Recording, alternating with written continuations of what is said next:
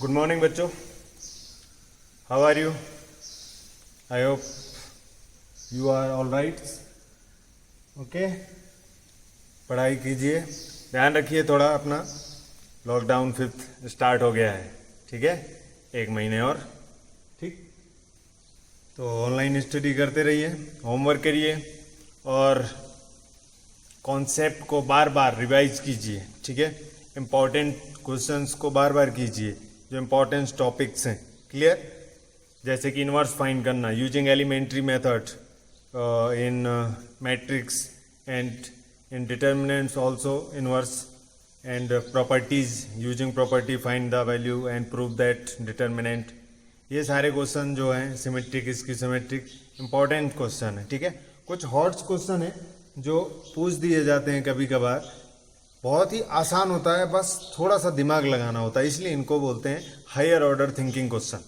ठीक है, तो देखते हैं हम कि इन क्वेश्चंस में क्या करना है. हम कुछ हायर ऑर्डर थिंकिंग क्वेश्चन करेंगे, उसके बाद कुछ हम ऑब्जेक्टिव क्वेश्चन करेंगे जो 1 मार्क्स में आते हैं, वो कैसे पूछे जाते हैं वो भी कुछ देखेंगे. तो देखते हैं डिटर्मिनेंट्स के कुछ क्वेश्चन. इनमें से क्वेश्चन ये है, एक ये है. ठीक है, क्या बोल रहा है इस क्वेश्चन में? Without expanding evaluate the determinant. Means इसको एक्सपांड नहीं करना है, विदाउट एक्सपांड इसकी वैल्यू फाइंड करनी है. ठीक है, विदाउट एक्सपांडिंग. अब देखो क्वेश्चन देखने में तो बहुत डरावना सा लग रहा है, क्या है इतना सारा दे दिया ए की पावर में. और यहाँ पे एक चीज कंडीशन भी है कि a is greater than 0 and x Y z are real numbers. ये रियल नंबर्स होंगे. क्लियर? तो फाइंड करनी है इस डिटर्मिनेंट की वैल्यू. ठीक है, एक बार आप देख लेंगे तो आपको लगेगा बहुत आसान क्वेश्चन है. ठीक है, तो इसको देख के क्या लग रहा है? कुछ याद आ रहा है इसको देख के? कोई फॉर्मूला से रिलेट कर पा रहे हो इस क्वेश्चन को इन दो ब्रैकेट्स को देख के? तो ऐसा लग रहा है कि ये a प्लस बी का स्क्वायर है और ये a माइनस बी का स्क्वायर है कि नहीं? तो a प्लस बी का स्क्वायर और a माइनस बी का स्क्वायर. तुम्हें पता है इसमें क्या होता है? अगर हम दोनों को a प्लस बी का स्क्वायर और a माइनस बी का स्क्वायर को अगर इनको सब्ट्रैक्ट करते हैं तो क्या मिलता है? a square B square cut जाता है. ठीक है, यहाँ 2ab प्लस का आता है, यहाँ माइनस माइनस प्लस माइनस का आता है, ये प्लस हो जाए तो 4ab मिलेगा यहाँ से. ठीक है, और यहाँ पे देखो अगर तो a और b जो दोनों हैं वो क्या हैं? एक दूसरे के रेसिप्रोकल हैं. तो अगर a की पावर x इंटू 1/a की पावर x लिखा जाएगा. a की पावर माइनस x को क्या लिखेंगे? ये कैंसिल होके क्या आ जाएगा? 4 आएगा कि नहीं? क्लियर? तो यहाँ पे a और b जो है वो एक दूसरे के रेसिप्रोकल है. तो यहाँ पे हम क्या करेंगे? ऑपरेशन यूज करेंगे, apply C1 minus C2. Clear? तो अब C1 माइनस C2 जब करोगे आप तो एक बार हम लिख देते हैं a की पावर x प्लस a की पावर माइनस x इसका स्क्वायर माइनस a की पावर x माइनस a की पावर माइनस x का स्क्वायर. यहाँ पे a की पावर y प्लस a की पावर माइनस y का स्क्वायर माइनस a की पावर y माइनस a की पावर माइनस y का स्क्वायर. यहाँ a की पावर z प्लस a की पावर माइनस z का स्क्वायर माइनस a की पावर z माइनस a की पावर z माइनस z का होल स्क्वायर. यहाँ पे a की पावर x माइनस a की पावर माइनस x ही रहेगा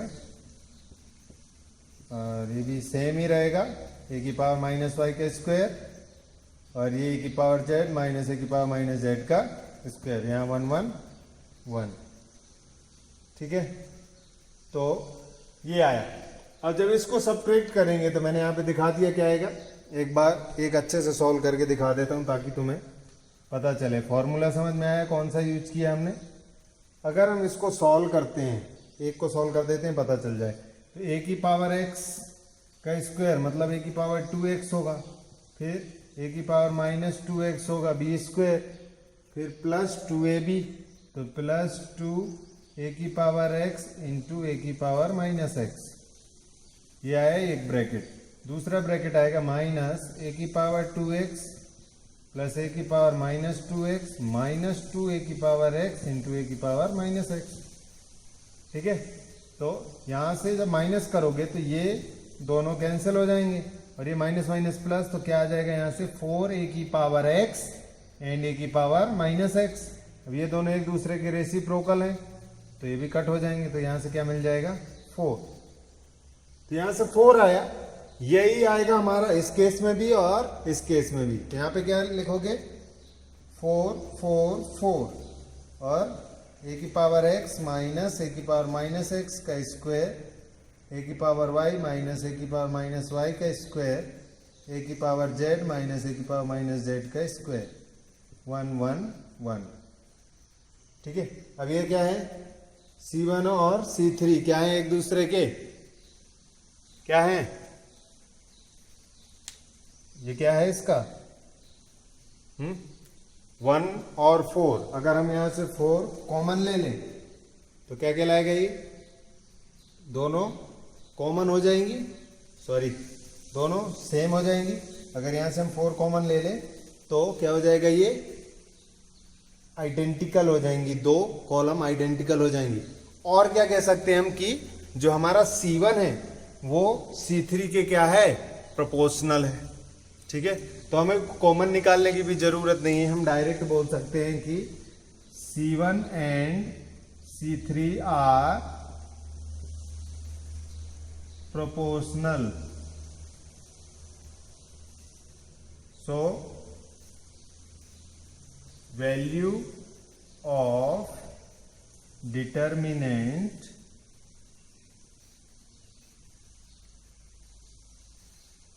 इज 0। क्या आ गया आंसर, 0 आ गया। समझ में आया कैसे करना था? तो बस एक ये लॉजिक लगना था कि हमारा एक फॉर्मूला लगना था, a प्लस बी का whole square minus a plus minus B का होल स्क्वायर, इसका यूज करना था बस, जिससे हमको, और वो रेसिप्रोकल में थे दोनों, a की पावर x और a की power minus x, both are reciprocal to each other. ठीक है, अब रेसिप्रोकल थे तो वो कैंसिल आउट हो गए मल्टीप्लाई में, इसलिए वहां से हमको 4 मिल गया। क्लियर है? देखते हैं इस क्वेश्चन को, इसमें क्या करना है। ठीक है, इस क्वेश्चन में क्या दिया हुआ है हमको, find the value of determinant, but इसमें अब ये नहीं बोला कि हम इसको विदाउट एक्सपांडिंग करें या एक्सपांड करके करें, वो हमारे ऊपर डिपेंड करता है हमें कैसे करना है। ठीक है, देखते हैं क्या करेंगे। अब लॉग आ गया है तो log 3x log 2x क्या करें इसमें, तो तुम्हें दिख रहा है कि log 3x, यहाँ पे 2 नंबर है, ऐसे कर लो, कितने नंबर है, 2 नंबर है। तो log की प्रॉपर्टी है हमारे पास, अगर log मल्टीप्लिकेशन में है तो हम किस में लिख सकते हैं, एडिशन की फॉर्म में, तो log 3 plus log x, multiplication से एडिशन में लिख दिया, ऐसे ही log 3 प्लस log y हो जाएगा, यहां पे log 3 प्लस log z हो जाएगा। सेकेंड रो में भी लिख दो, log 2 plus log x, log 2 plus log y, log 2 plus log z, and third row as it is रहेगी log x, log y and log z। अब देखो क्या कर सकते हो। अब अगर हमें दिख रहा है कि यहाँ पे भी log x है, यहाँ log x है, यहाँ log x है, अगर इसमें से माइनस करेंगे तो log x हट जाएगा, ऐसे यहाँ से log y, यहाँ से log z हट जाएगा। तो हम इस बार अप्लाई क्या करेंगे, अप्लाई R1 पे किया R1 minus R3 and R2 पे किया R2 minus R3। Okay, R2 में भी R3 माइनस किया, R1 में भी R3 माइनस किया, तो क्या मिल गया ऊपर, यहां मिला हमको log 3, यहां मिला log 2, यहां मिला log x, ये log x ही था, यहां पे भी मिला log 3, यहां पे भी मिला log 2, यहां पे मिला log y, ऊपर again log 3, log 2 and log z। अब क्या दिख रहा है,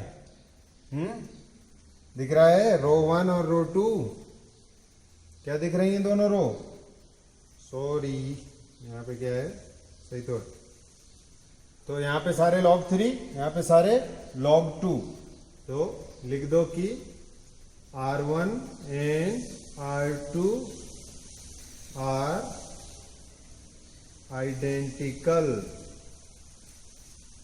so value of determinant is 0. Clear? यहाँ पे कौन सी प्रॉपर्टी हमने लगाई थी? log AB is equal to log A plus log B. Okay, तो इस तरीके से हमें इस टाइप के क्वेश्चन को सॉल्व करना है. छोटे होते हैं बट सोचने वाले होते हैं कि हमें कहाँ पे क्या थिंक करना है. ठीक है, तो बस एक फर्स्ट स्टेप ही इंपॉर्टेंट होता है इसमें. एक स्टेप सोच लिया, उसके बाद तो क्वेश्चन बहुत ही आसान हो जाता है. ठीक है, तो देखते हैं कुछ और interesting question. Before that pause the video to note it down. Okay, let's move to the next question. Question number 3. If A is not equal to P, B is not equal to Q, and C is not equal to R, and this is given matrix. ठीक है, then find the value of P upon P minus A plus Q upon Q minus B plus R upon R minus C equal to 0 दिया है sir. ये equal to 0 दिया हुआ है. ठीक है, ए पी के इक्वल नहीं है, बी क्यू के इक्वल नहीं है, एंड सी आर के इक्वल नहीं है, और ये एक डिटर्मिनेंट्स है जो इक्वल टू 0 है. ठीक है, तो हमें फाइंड करना है कि इस पूरे की वैल्यू क्या होगी. ठीक, देखते हैं क्वेश्चन को कैसे सॉल्व करेंगे. सबसे पहले तो हम इसको सिंपलेस्ट से सिंपलेस्ट करने की कोशिश करेंगे. तो 0 बनाने की कुछ हमें बाहर चाहिए तो नहीं, तो हम 0 बनाने की कोशिश करेंगे कि 0 बन जाए. ठीक है, 0 बन जाए और इनमें से कोई फॉर्म बने, a minus p minus A Q minus B are minus c, कुछ ऐसा. ठीक, तो अगर हम R1 में प्रोसेस लगाएं, पहले तो इसको ले लेते हैं. P B C A Q C A B R equal to 0. अब इसमें हमने अप्लाई किया, R1 पे लगाते हैं हम R1 minus R2, and R2 पे लगाया हमने R2 minus R3, sorry R1 minus R3 ही कर दो. ठीक है, R1 minus R3 and R2 minus R3. R1 minus R3 करोगे तो ये 0 बन जाएगा, और R2 माइनस R3 करोगे तो ये 0 बन जाएगा. और अगर R1 माइनस R2 करते तो ये 0 बन जाता है ना. तो हमारे ऊपर है, हम जिसको चाहें 2 0 बनाने, हम 2 0 बना सकते हैं. क्लियर, किसी को भी ले लो इनमें से. तो R1 माइनस R3 किया तो क्या बनेगा? ये बनेगा P माइनस ए, ये 0 बन जाएगा, ये C माइनस R बन जाएगा. और R2 माइनस R3 किया है तो ये 0 बन जाएगा, ये Q माइनस B बन जाएगा, और ये अगेन C माइनस R बनेगा, और यहाँ पे A B R. ये आया हमारा. अब देखो, क्या किसी लाइन में एक 0 और बना सकते हैं? नहीं बना सकते हैं, क्योंकि अगर इसमें से इसको माइनस करेंगे ये तो 0 हो जाएगा, बट ये बिगड़ जाएगा. तो किसी दूसरे को बनाने जाओगे तो दूसरा कोई चेंज हो जाएगा. ठीक है, तो अब इसके अलावा और कोई हमको दिख नहीं रहा ऑप्शन कि हम क्या कर सकते हैं. तो हम क्या करें कि अब एक्सपांड कर दें, या तो इसके अलाउंग या इसके अलाउंग. यहाँ पर a है और एक 0 है, तो इसके अलाउंग हम एक्सपांड कर देते हैं. क्लियर, तो एक्सपांड अलोंग C1 कर दें हम. एक्सपांड अलोंग C1 के अलोंग एक्सपांड करोगे तो क्या मिलेगा? P माइनस ए, और अंदर क्या आएगा? ये आउट, ये out. R into Q minus B, और minus b c minus R, यही आएगा. ठीक है, सेकेंड तो 0 है, 0 वाले कुछ नहीं. फिर प्लस ए के लिए क्या आएगा? ये आउट, ये आउट. इसको इससे मल्टीप्लाई करोगे 0 हो जाएगा, ये दोनों बचेंगे. क्या बचेगा? Minus Q minus B into C minus R. ठीक है, ये मिला हमको। अब देखते हैं क्या करना है हमको। तो इसको अंदर मल्टीप्लाई कर देते हैं, तो क्या मिलेगा, R इंटू पी माइनस ए इंटू क्यू माइनस बी, और इसके साथ करेंगे तो माइनस बी पी माइनस ए इंटू सी माइनस आर, ये भी माइनस हो जाएगा, तो a into Q minus B into C minus R, ये आया। अब देखो हमको चाहिए तो क्या चाहिए, पी क्यू आर चाहिए, और Q कहाँ गया, कोई मिस्टेक हुआ क्या, P माइनस ए ये लिया था, ये आउट ये out, R into Q minus B और B into C minus R. ठीक है, जीरो में कुछ नहीं होगा, ए में आउट ये आउट ये जीरो, और ये Q minus B into C minus R. तो अब हमारे पास आया ये। अब क्या करो, इसको कर दो डिवाइड, इक्वल टू जीरो है, ठीक है, सॉरी इक्वल टू जीरो नहीं लिखा हमने। अब हमें देखो डिनोमिनेटर में क्या चाहिए, p माइनस है, q minus b, r minus c, ऐसा कुछ चाहिए। तो पहले तो इनको सबको सेम कर दो, ये r माइनस सी करोगे, r माइनस सी करोगे इसको, ये r माइनस सी हो गया, और ये प्लस आ जाएगा, और ये भी r माइनस सी हो जाएगा, और ये प्लस आ जाएगा। क्लियर, मैंने अगला स्टेप नहीं लिखा, यहीं पे कर दिया। ओके, अब क्या करेंगे हम, डिवाइड कर दो इसको, divide by p minus A into Q minus B into r minus c, इससे डिवाइड कर दो पूरी इक्वेशन को, क्योंकि हमें डिनोमिनेटर में ये चाहिए। ठीक है, तो जब इससे डिवाइड करोगे तो ये क्या बचेगा, r into P minus A Q minus B and upon में p minus A Q minus B are minus C, plus b into P minus A R minus C upon p minus A Q minus B and R minus C, and a Q minus B are minus C upon p minus A Q minus B and R minus C equal to zero. ये आया।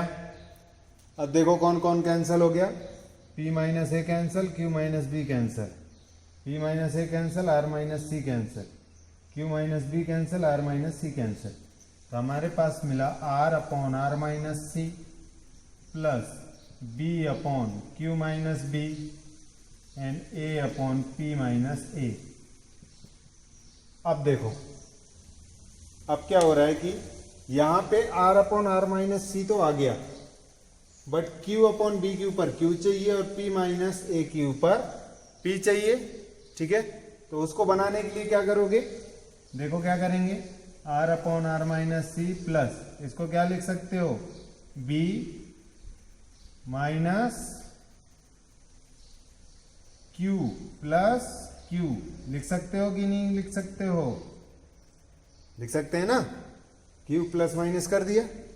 ऐसे ही इसमें क्या करोगे, a minus P plus P upon p minus A equal to zero. Okay, अब ये क्या बनेगा, ये बनेगा r upon are minus C plus, अब b माइनस क्यू को q माइनस बी बनाओगे तो क्या बनेगा, माइनस आ जाएगा, और q minus B upon Q minus B, और ये बनेगा प्लस का q upon Q minus B. ऐसे यहाँ पे बनाओगे तो माइनस का p minus A upon p minus A plus p upon p minus a. ये स्टेप आया समझ में, हमने प्लस q माइनस क्यू किया यहाँ पे, और यहाँ पे माइनस p प्लस p किया, क्योंकि हमें ऊपर q और p चाहिए था। तो इससे ये वाला पार्ट क्या होगा, कैंसिल हो जाएगा, और वो वाला पार्ट बचेगा। तो ये कट हो गया, ये भी कट हो गया, तो यहाँ 1 1 आ गया। ठीक है, अब यहाँ 1 1 आ गया तो क्या लिख सकते हैं, P upon P minus A plus Q upon Q minus B plus R upon R minus C -1 equal to 0। इसकी वैल्यू मिल गई हमको, कितनी मिली? Q upon Q minus B plus R upon R minus C equal to 2। -1 -2 होगा, उधर जाएगा तो +2 हो जाएगा। तो ऐसे हमको इस क्वेश्चन को अटेम्प्ट करना था। ठीक है, पहले तो डिटर्मिनेंट को जितना सिंप्लीफाई कर सकते हो उतना करो, जीरो बनाने की कोशिश करो, कितने जीरो बना सकते हो। उसके बाद एक्सपांड कर दो, एक्सपांड करने के बाद देखो कि हमें चाहिए क्या, हमें ये चाहिए।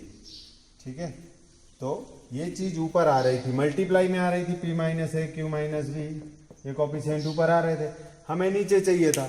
तो हमने क्या किया, तीनों से मल्टीप्लाई करके और डिवाइड कर दिया। तीनों की मल्टीप्लिकेशन को क्या किया हमने, डिवाइड कर दिया, जिससे डिनोमिनेटर में वो आ गया। क्लियर? देखते हैं कुछ और question. Before that pause the video to note it down. Okay, try करते हैं वन मोर क्वेश्चन।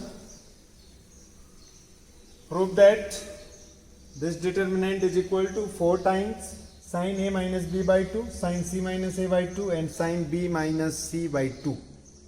हमें this is equal to this prove करना है। ठीक है, तो इसको देख के कुछ याद आ रहा होगा, ट्रिग्नोमेट्री में ये कहाँ से आता है ये formula, cos c minus cos d, sin c minus sin d, sin a plus sin b, sin c plus sin d, 4 ऐसे फॉर्मूले हमने पढ़े हुए थे। ठीक है, उन्हीं में से कुछ फॉर्मूले यूज होंगे तभी ये फॉर्म बनेगा। ठीक है, सबसे पहले तो हमको गिवन क्या है उसको यूज करके देखते हैं हम सिंपलेस्ट फॉर्म क्या बना सकते हैं। तो हमने LHS लिया, take LHS 1 1 1 cos a cos b cos c and sin a sin b and sin c। ठीक है, सबसे पहले तो हम क्या करें, ये 1 1 1 है तो 2 जीरो बना सकते हैं, तो अप्लाई कर दो। R2 में अप्लाई करो R2 minus R1 and R3 में भी अप्लाई करो R3 माइनस R1। ओके, क्या हो जाएगा, ऊपर वाला रो तो सेम रहेगा cos a sin a, और ये जीरो बन जाएगा, ये जीरो बन जाएगा, माइनस करो cos b minus cos a आ जाएगा, और यहाँ sin b minus sin c आ जाएगा, sorry sin b minus sin a आएगा। R1 माइनस कर रहे हैं ना, R3 में से R1 माइनस करोगे तो cos c minus cos a और sin c minus sin a। अब यहाँ पे हम फॉर्मूला यूज कर सकते हैं। ठीक है, किसका फॉर्मूला यूज करो, cos c minus cos d का। तो हम फॉर्मूला लिख देते हैं, क्या होता है, cos c minus cos d equal to होता है 2 sin c plus d by 2 into sin d minus c by 2। ये होता है इसका फॉर्मूला। ठीक है, और यहाँ भी यही यूज होगा। यहाँ पे देखते हैं क्या यूज होगा, sin c minus sin d का। sin c minus sin d equal to होता है 2 cos c plus d by 2 into sin c minus d by 2। ठीक है, ये एक अलग फॉर्मूला होता है जिसमें d माइनस c आता है, या फिर इसको c माइनस d लिखो और आगे माइनस लगा दो, एक ही चीज़ है। ठीक है, तो ये दो फॉर्मूले यूज करेंगे हम। अब इन दो फॉर्मूलों को यूज करके क्या आएगा आंसर, यहाँ पे देखो 1 0 0, यहाँ पे तो आया cos a और यहाँ आया sin a। इधर क्या है, 2 sin c प्लस d मतलब b प्लस a बाई 2 और into sine d minus C मतलब कि a minus B by 2। Okay, अब इस पे लगाओ, साइन b माइनस साइन है तो 2 cos c plus d means b plus a by 2 into sine C minus D means B minus A by 2। Clear? इसे यहाँ पे लगा दो, 2 sine C plus A by 2 into sine A minus C by 2। यहाँ पे 2 cos C plus A by 2 into sine C minus A by 2। Clear? यहाँ तक समझ में आया सबको क्या करना था? ठीक है। अब देखो क्या हो रहा है, यहाँ से 2 कॉमन आ रहा है इस रो से, इस रो से भी 2 कॉमन आ रहा है, तो लिखेंगे हम यहाँ से इधर आ रहे हैं, take 2 common from R2 and R3। ठीक है, तो 2 कॉमन ले लिया तो 4 बाहर आ गया, और क्या बन जाएगा यहाँ पे 1 0 0, और यहाँ पे बनेगा ये कॉस ए ही रहेगा, ये साइन ए ही रहेगा। ये कितना आएगा यहाँ पे, इसको ए प्लस बी लिख सकते हो, sine A plus B by 2 into sine A minus B by 2। यहाँ पे भी sine A plus C by 2 into sine A minus C by 2। Okay, अब क्या करना है,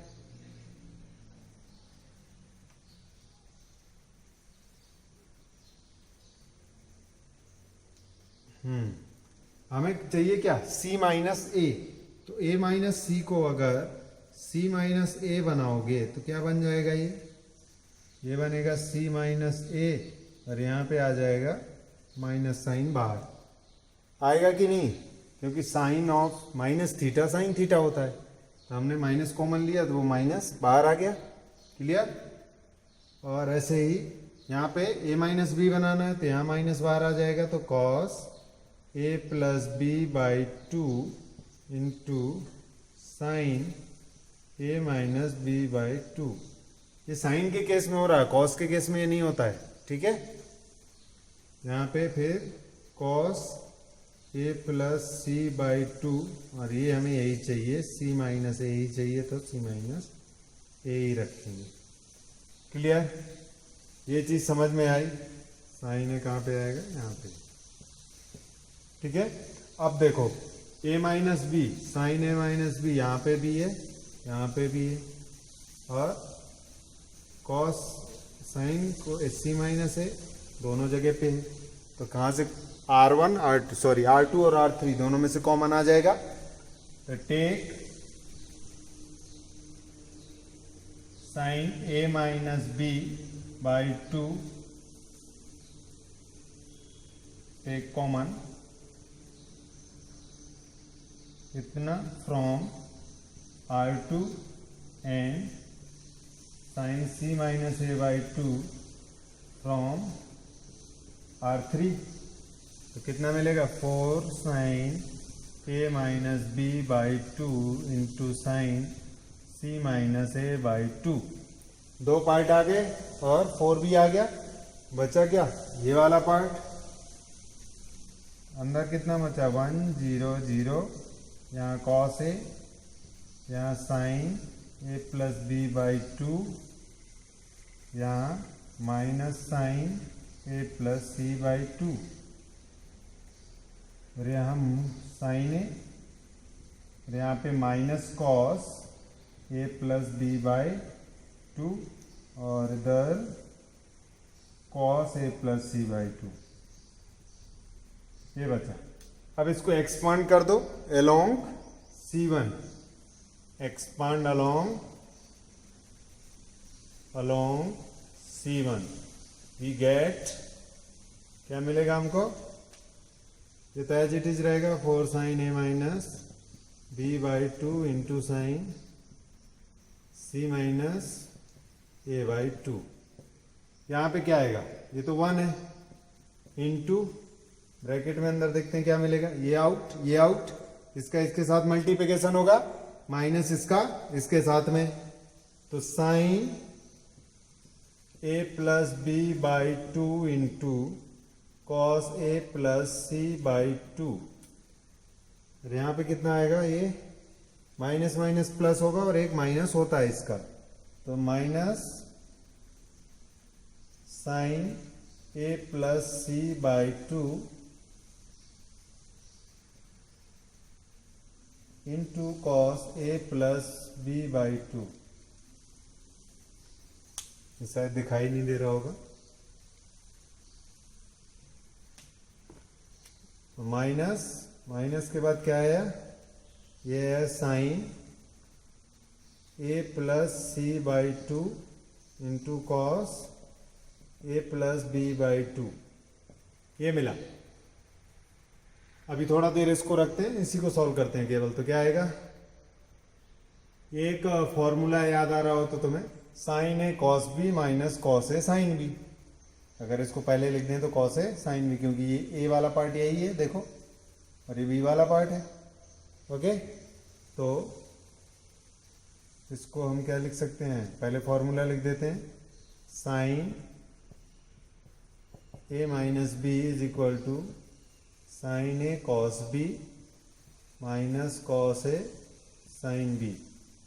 यहाँ से ये क्या बन जाएगा, ये तो 4 साइन ए माइनस बी अपॉन 2 है into sine C minus A upon 2 है। यहाँ से क्या निकलेगा, sine A minus B, A की वैल्यू है A plus B, minus B की वैल्यू है ए प्लस सी बाई 2। यही है, फॉर्मूले में रख दिया। क्या मिला, 4 sine A minus B by 2 into sine C minus A by 2 into, यहाँ से माइनस करोगे तो ए से कट जाएगा, तो क्या मिलेगा, sine B minus C by 2। और यही हमको प्रूव करना था RHS। ओके, तो ये हमारे हॉट्स क्वेश्चन है कुछ, जिसमें थोड़ा सा टेक्नोमेट्री का यूज भी हो रहा है। ठीक है, कुछ ऐसे फॉर्मूले जो बहुत कम याद रहते हैं, तो इन फॉर्मूलों के याद भी रखें। ठीक है, रिमेंबर यूज होते हैं कई जगह ये। ठीक है, ये भी फॉर्मूला था और ये भी फॉर्मूला था। ठीक है, ये फॉर्मूला था जिसको सॉल्व करके हमने आंसर निकाला। Okay, so next to the, इसको क्या करो, नोट करो। Before that pause the video to note it down. देखते हैं कुछ एक दो वर्ड्स प्रॉब्लम भी। वर्ड प्रॉब्लम में क्या है, ठीक है, मैं वर्ड प्रॉब्लम पढ़ दे रहा हूँ, रीड कर दे रहा हूँ, जिससे तुम्हें समझ में आया थोड़ा सा। ठीक है, लिखूंगा तो बहुत टाइम लगेगा यहाँ पे। बाकी मैं इसकी जो PDF होगी क्वेश्चन की, ये जो क्वेश्चन आज कराए हैं और कुछ एक्स्ट्रा क्वेश्चन होंगे उसमें, उनकी मैं फ़ोटो खींच के आपको डिस्क्रिप्शन में डाल दूंगा, जिसको आप लोग क्या करोगे, देख लोगे। और कुछ क्वेश्चन जो होंगे वो आपको खुद से करने होंगे, जो मैंने यहाँ पे नहीं किए होंगे डिस्कस। क्लियर? क्वेश्चन है कि a total amount 7000 is deposit, total amount 7000 is deposit in 3 different saving banks account. ठीक है, 3 different saving bank accounts with annual interest rates of 5%, 8% and 8.5% respectively। ठीक है, तो क्या किया उसने कि टोटल अमाउंट जो थी वो 7000 थी, जो डिपॉजिट की 3 डिफरेंट बैंक्स में। ठीक है, 3 डिफरेंट सेविंग अकाउंट्स में। ठीक है, एंड किसके साथ, with annual interest rates of 8%, 5%, 8% and 8.5% respectively. ये उनके इंटरेस्ट के रेट्स हैं जिस पे उन्होंने उसको क्या किया, डिपॉजिट किया है। The total annual interest from these 3 accounts is 550। जो टोटल एनुअल इंटरेस्ट है इन तीनों अकाउंट का, उसका टोटल 550 हो रहा है। ठीक है, equal amounts have been deposit in the 5% and 8% saving accounts. मतलब कि जिसमें 5% इंटरेस्ट लग रहा है और जिसमें 8% इंटरेस्ट लग रहा है, दोनों में क्या है, इक्वल अमाउंट डिपॉजिट की गई। ठीक है, find the amount deposit in each of the 3 accounts with the help of matrix. देखो क्या बोल रहा है। सबसे पहले तो क्या लिख लो कि उसने लेट कर लो कि लेट ही deposit ₹X, ₹Y and ₹Z with annual interest of 5%, 8% and 8.5% respectively। ठीक है, तो हमने बोल दिया कि उसने 3 अकाउंट में इतने इतने पैसे जमा किए X, Y and Z rupees, वो भी इस एनुअल इंटरेस्ट के साथ। तो उसने पहला जो बोला कि अकॉर्डिंग टू, अब क्वेश्चन चलते हैं हम, according to condition. According to condition क्या बोल रहा है वो कि जो ये तीनों अमाउंट डिपॉजिट की गई हैं, इन तीनों का जो सम है वो कितना है, 7000 है। कितना है, 7000। तो एक इक्वेशन मिल गई यहां से। दूसरी चीज उसने बोली कि जो 5% और 8% वाले अमाउंट हैं उनको, सॉरी 5% जिसमें इंटरेस्ट लग रहा है और 8% जिसमें इंटरेस्ट लग रहा है, वो दोनों अमाउंट क्या है, सेम है। मतलब कि x किसके इक्वल है, y के, या ये बोल सकते हैं कि x minus Y equal to 0। Equation second बन गई। क्लियर। थर्ड उसने क्या बोला है कि जो इनके एनुअल इंटरेस्ट है उनका सम है 550। तो x पे कितना लग रहा है इंटरेस्ट, x पे लग रहा है 5%, ठीक है, प्लस y पे लग रहा है 8%, प्लस z पे लग रहा है 8.5। 8 2 जा 16, 1 17/2 इंटू 100 इक्वल टू कह रहा है कि कितना है, 550।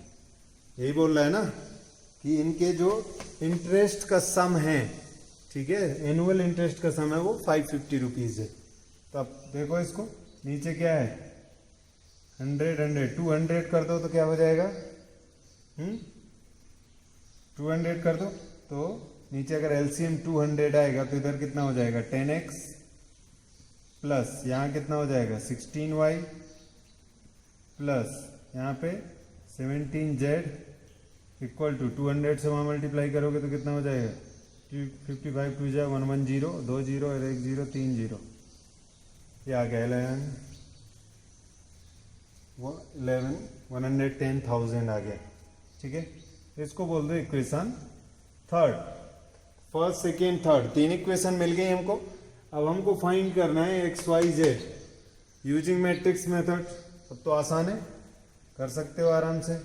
क्या बनेगा यहाँ 1 1 1, इससे क्या बनेगा 1 -1 और 0, जेड नहीं है ना, यहाँ से 10 16 17 और बी मैट्रिक्स एक्स मैट्रिक्स क्या बनेगा एक्स वाई जेड और बी मैट्रिक्स कितना बनेगा 7000,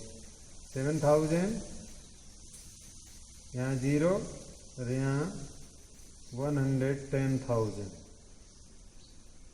ठीक है, ये हो गया हमारा ए, ये हो गया हमारा एक्स, ये हो गया हमारा बी।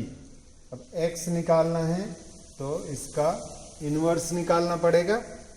ठीक है, अब इसका इनवर्स निकालोगे तो यहाँ पे मल्टीप्लाई होगा बी से और आंसर आ जाएगा। इनवर्स निकालने के लिए क्या चाहिए हमको, सबसे पहले modulus of a. Modulus of a कितना हो जाएगा 1, ये गया -17, बाकी वो 0 हो जाएगा। फिर -1, ये आउट 17 और ये 0 हो जाएगा। फिर +1, ये आउट तो 16 + 10, यहाँ से आया -17 और +26, कितना आ गया -8 आ गया, which is not equal to 0। तो ए इनवर्स एग्जिस्ट। ठीक है, ए इनवर्स एग्जिस्ट करेगा। अब क्या निकालो, एडजॉइंट ए निकालो, वो करो, इसको मल्टीप्लाई करो, आंसर आ जाएगा। ठीक है, इसके आगे का प्रोसेस तुम्हें पता है, मुझे यही बताना था। ठीक है, या करा देता हूँ, चलो एक क्वेश्चन करा देते हैं। एडजॉइंट ए निकालना है तो कोफैक्टर्स ऑफ मैट्रिक्स ए के कोफैक्टर निकालने हैं। तो A11, A12, A13। ठीक है, देखते हैं क्या आएगा। A11 अभी निकाला हमने, कितना आया, -17। A12 कितना आया, 17।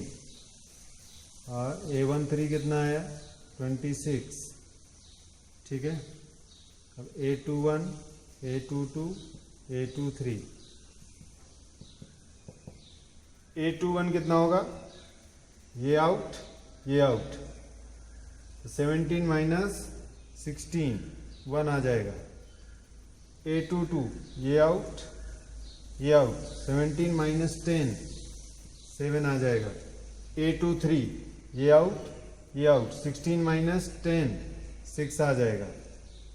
अब A31, A32, A33। 31 में ये आउट, ये आउट, 0 माइनस +1। 32 में ये आउट, ये आउट, 0 -1। 33 में ये आउट, ये आउट, -1 -1 -2। अब जो डायमंड वाले हैं उनके साइन चेंज कर दो। ठीक है, पहले ऐसे ही निकाला करो। ठीक है, उस टाइम साइन लगाने की जरूरत नहीं, पहले सारे माइनर्स के फॉर्म में निकाल लो। निकाल लिए, अब साइन बदल दो डायमंड वाले के। तो डायमंड में कौन सा आता है, क्या आता है, 1 2। ठीक है, देख लो यहाँ पे जिनका साइन ये ऑड हो, ये तो इवन है, यही ऑड था तो माइनस कर दिया। ये इवन है, ये ऑड है तो माइनस कर दो। ये इवन है, ये ऑड है, माइनस कर दो। ये और इवन है, ये ऑड है, प्लस कर दो। ये इवन है। ठीक है, तो जो डायमंड वाले थे, मतलब ऑड वाले, उनको हमने साइन चेंज कर दिया, क्योंकि जब सॉल्व करते हैं उस टाइम पे कभी कभी किसी का साइन चेंज हो पाता है, किसी का रह जाता है। पहले करो ही मत, पहले केवल माइनर्स के फॉर्म में निकाल दो, उसके बाद डायमंड वालों के साइन चेंज कर दो। क्लियर? तो हमें क्या मिला, एडजॉइंट ए। एडजॉइंट ए क्या होगा, इसका मैट्रिक्स लिखो पहले तो, -17 A12 -17 और माइनस यहाँ 26, और यहाँ पे कितना आएगा, -1 7 -6 1 1 -2। इसका ले लो ट्रांसपोज, ट्रांसपोज लोगे तो क्या मिलेगा, -17 -17 26 -1 7 -6, और यहाँ पे 1 1 -2। ये आ गया एडजॉइंट ए। तो ए इनवर्स कितना हो जाएगा, A inverse is equal to 1 upon modulus of A, sorry determinant of A into adjoint A, मतलब कि -1/8 और दिस मैट्रिक्स -1 7 -6 1 1 -2। ये आ गया हमारा ए इनवर्स।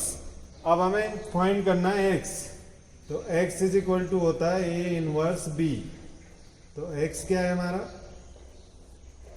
x है हमारा XYZ।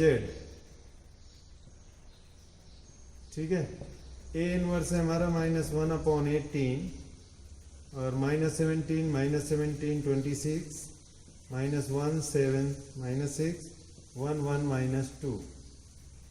इसको मल्टीप्लाई करेंगे 7,000 0 एंड 110,000 से। ठीक है, करो मल्टीप्लाई, क्या मिलता है, XYZ हमको क्या देगा, -1/18। देखो क्या आता है, 17 के इससे मल्टीप्लाई किया तो कितना आया, 119 और 30। ठीक है, और इसका जब इसके साथ में होगा तो कितना आएगा, -1 1 0 0 0 0। ये आ गया। ठीक है। अब सेकेंड रो का करो, इससे करेगा तो फिर से यही आ जाएगा 119000। इसके साथ में इसका सेकेंड तो 0 हुआ था, तीसरा अच्छा प्लस आएगा। ओके, इसके साथ 0, तीसरा इसके साथ 1 के साथ ही आएगा। यहाँ पे दूसरा 0 हो जाएगा और तीसरा फिर से सेम आ जाएगा। एंड 26 का मल्टीप्लाई करोगे तो कितना मिलेगा?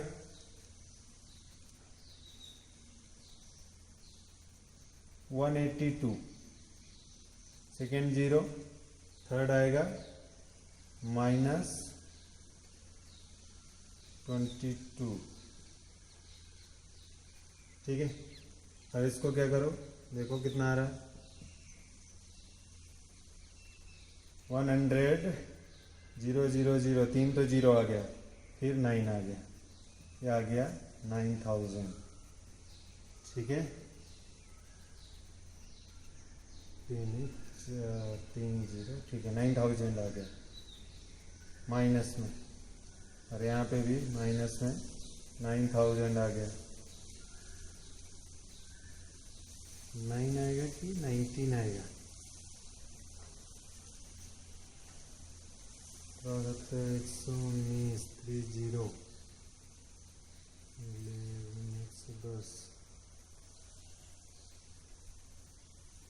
और इसको माइनस करो तो कितना होगा? 182, 8 आया,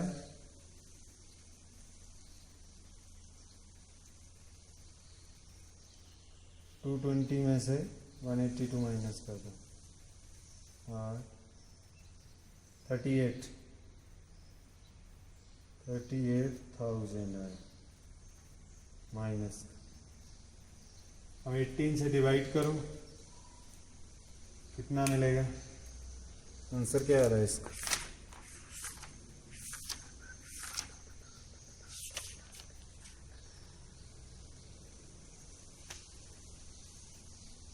एटीन, अच्छा सॉरी, यहाँ पे -8 है, हमने 18 ले लिया, -8 है, -8 से डिवाइड करेंगे तो कितना आएगा? 8 1 जा 8, 1 आया 10, 8 1 जा 8, 8 2 जा 16, 8 5 जा 40, ये भी सेम ही आएगा। यहाँ 8 4 जा 32, 8 7 जा 56,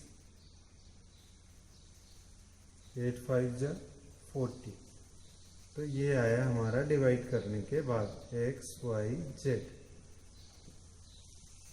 यहाँ से क्या मिल गया हमको? x is equal to 1125 rupees, y is also equal to 1125 rupees, and z is equal to 4750 rupees। ये हमारे आंसर है। देखो ये दोनों इक्वल भी आ रहे हैं, इक्वल डिपॉजिट किया था उसने। क्लियर? तो ऐसे हमको वर्ड प्रॉब्लम करनी है। वर्ड प्रॉब्लम में कुछ प्रॉब्लम नहीं है, बस तुम्हें ये इक्वेशन बनाना है, कैसे करके ये इक्वेशन तुम बना लेते हो। और ये वर्ड प्रॉब्लम तुमने 10th में बहुत पढ़ी है, बस थोड़ा सा ये इंटरेस्ट वाला फंडा पड़ता है, इंटरेस्ट का क्वेश्चन इसलिए मैंने कराया कि ध्यान रहे। बाकी अब तुम्हें ये पता कैसे चलेगा कि तुम मैट्रिक्स से कर रहे हो क्वेश्चन को या डिटर्मिनेंट वाला है। ठीक है, तो ये तो डिटर्मिनेंट का है। मैट्रिक्स का जो क्वेश्चन होगा तुम्हारा, उसमें क्या होगा कि एक्स वाई जेड की वैल्यू दी होगी तुम्हें, तो वहां पे तुम्हें डायरेक्ट मल्टीप्लाई करना होगा। इसलिए मैट्रिक्स का जो क्वेश्चन होता है उसमें केवल मल्टीप्लिकेशन पूछा जाता है हमको। ठीक है, यहाँ पे हमें ए इनवर्स फाइंड करना होता है, मतलब सबकी वैल्यू पूछेगा, एक्स वाई जेड अलग अलग वैल्यू बताओ। ठीक है, तो इस तरीके से करते हैं हम वर्ड प्रॉब्लम। क्लियर है? आप ट्राई कीजिएगा, एक मैं आपको होमवर्क में दूंगा। ठीक है, और नेक्स्ट लेक्चर से हम स्टार्ट करेंगे continuity and differentiability. Okay, before that pause the video to note it down.